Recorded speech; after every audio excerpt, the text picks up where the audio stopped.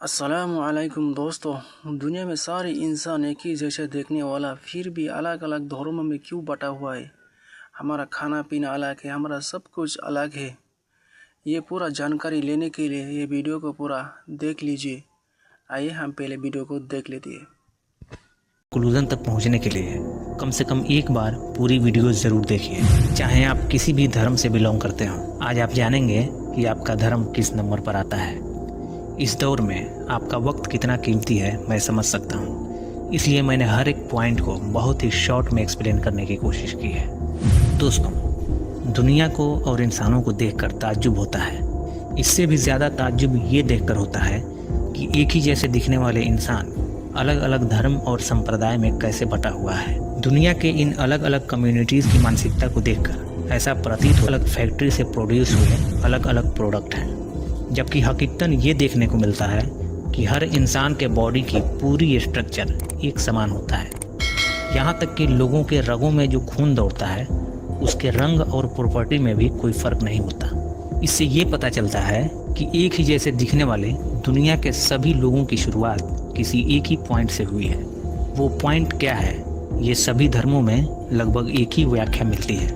भले ही लैंग्वेज के एतबार से लोग अलग अलग नाम से जानते हों। जैसे इस्लाम धर्म में आदम का जिक्र आता है, वहीं ईसाई और यहूदी धर्म में इसी का बदला हुआ नाम एडम और सनातन यानी हिंदू धर्म में मनु के नाम से जाना जाता है। यहाँ नाम भले ही बदला हुआ हो, लेकिन सबका मतलब एक ही है।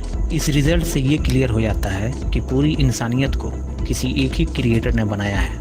आप खुद सोचिए, अगर कई क्रिएटर ने बनाया होता तो हर इंसान की बनावट एक दूसरे से अलग होती। जैसे किसी का आँख की जगह मुंह होता, कान की जगह नाक होता, या किसी के पेट की जगह ब्रेन होता, या किसी के ब्रेन की जगह पेट होता। मतलब पूरे बॉडी की स्ट्रक्चर एक दूसरे से डिफरेंट होती। चलिए अब बात करते हैं सबसे पुराने धर्म की कि शुरुआती दौर में कौन सा धर्म हुआ करता था। उससे पहले हम ये जानते हैं कि इंसान को आखिर धर्म की ज़रूरत क्यों है। इससे ये पता चलेगा कि वास्तव में किसी भी धर्म की हकीकत क्या है। किसी भी चीज़ की जानकारी लेने के लिए इंसान के पास 3 सोर्स ऑफ इंफॉर्मेशन होती है, जिसके थ्रू इस पूरी दुनिया की चीज़ों और इस दुनिया के बाद की भी दुनिया की जानकारी हासिल की जा सकती है। सबसे पहला सोर्स ऑफ इंफॉर्मेशन है इंसान की 5 सेंसेस, यानी आँख, कान, नाक, मुंह और स्पर्श, जिससे देखकर, सुनकर, सूंघकर, चखकर या छूकर जानकारी ली जाती है। ऐसे ही हमारा दूसरा सोर्स ऑफ इंफॉर्मेशन है हमारी रीजनिंग, जिससे हम अपना दिमाग का इस्तेमाल करके जानकारी हासिल करते हैं। लेकिन इन दोनों सोर्सेज का एक लिमिट है। कोई भी अगर इस लिमिट को क्रॉस करने की कोशिश करता है तो हर हाल गलती करेगा।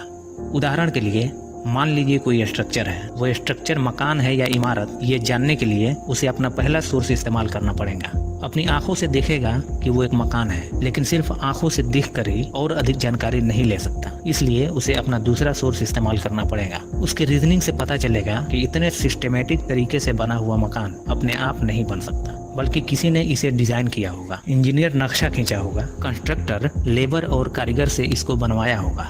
जैसे ये सब जानने के लिए हम बिना रीजनिंग के देखकर या सुनकर पता नहीं कर सकते, उसी तरह इस दुनिया में बहुत सारी चीज़ें ऐसी हैं जिन्हें इन दोनों सोर्सेज से नहीं जाना जा सकता।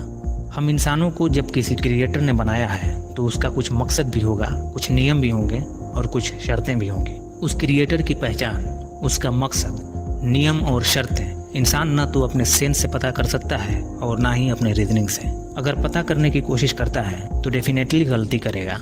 इसके अलावा इंसान का आपसी ताल्लुकात, जीने और मरने की प्रक्रियाएं, लोगों की समस्याएं और उसका समाधान, ये सब कुछ जानने के लिए हमें तीसरा सोर्स ऑफ इंफॉर्मेशन की ज़रूरत पड़ती है, जिसे रेवलेशन यानी वही कहा जाता है। ये ईश्वर द्वारा रहस्य से पर्दा उठाने वाली बातें होती हैं। तमाम इंसानों में से ईश्वर अपने खास बंदे को चुनता है और लोगों को संबोधित करते हुए उस पर वही नाजिल करता है, जिसे पैगंबर, दूत या प्रॉफिट कहा जाता है। शुरुआती दौर में हजरत आदम और उनकी औलाद एक ही ईश्वर की उपासना करते थे और उसकी तमाम नियम, शर्तों और सिद्धांतों पर बाखूबी अमल करते थे, और एक अरसे तक सभी लोग एक ही धर्म से ताल्लुक़ रखते थे। फिर शैतान ने लोगों को बरगलाना शुरू किया, जिससे कम्युनिटी में बिगाड़ पैदा हुआ।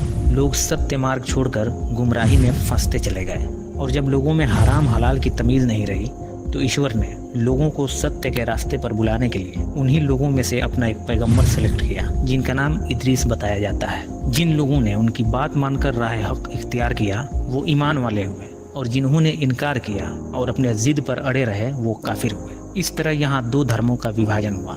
अब यहाँ 2 फेज बनता है। अगर इनकार करने वाले कम्युनिटी के नजरिए से देखा जाए तो पैगंबर का हक के रास्ते पर बुलाने को नया धर्म कहा जाएगा, लेकिन अगर हकीकी नजरिए से देखा जाए तो इनकार करने वालों ने नया धर्म बना लिया था, क्योंकि पैगंबर ने तो उन्हें उसी रास्ते पर बुलाया था जिस पर उनके पूर्वज हुआ करते थे।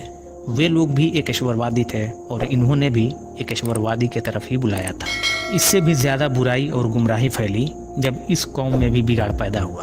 तब ईश्वर ने इनकी इस्लाह के लिए हजरत नूह को एज ए पैगंबर मुंतखब किया।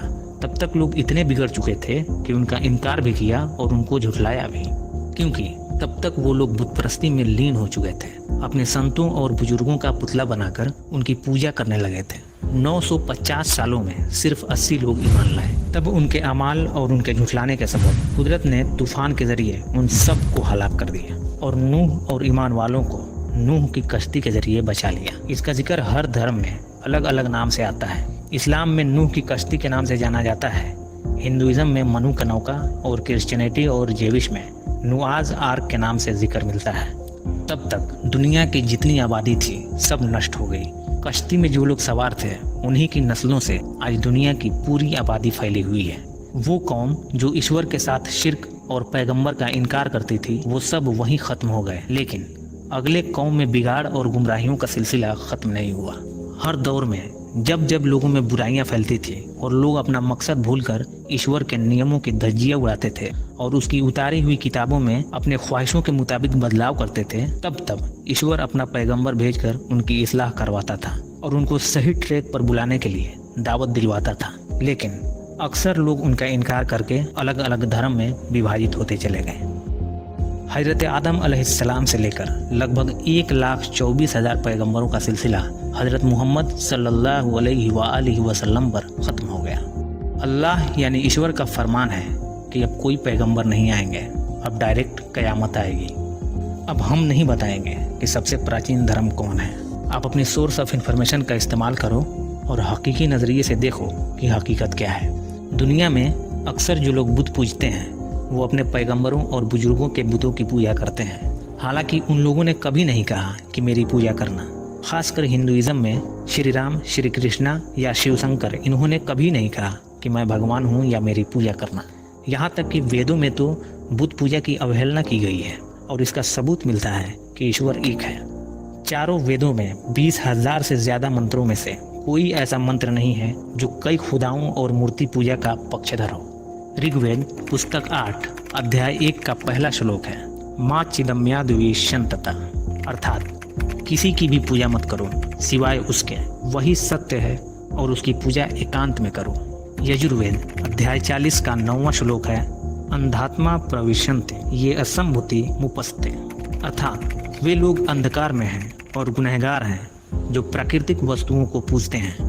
प्राकृतिक वस्तुएं जैसे सूरज, चांद, जमीन, पेड़, जानवर वगैरह। श्लोक में आगे लिखा है, वे लोग और भी ज्यादा गुनहगार और अंधकार में हैं जिन्होंने सांसारिक वस्तुओं को पूजा। सांसारिक वस्तुएं जैसे जिन्हें इंसान खुद बनाता है, जैसे टेबल, मेज, चित्र, पत्थर की मूर्ति या मिट्टी की मूर्ति वगैरह वगैरह। एकेश्वरवाद और बहुदेववाद में अंतर और स्पष्टीकरण हर धार्मिक किताबों में डिटेल्स में लिखी हुई है, लेकिन अक्सर लोग नहीं जानते।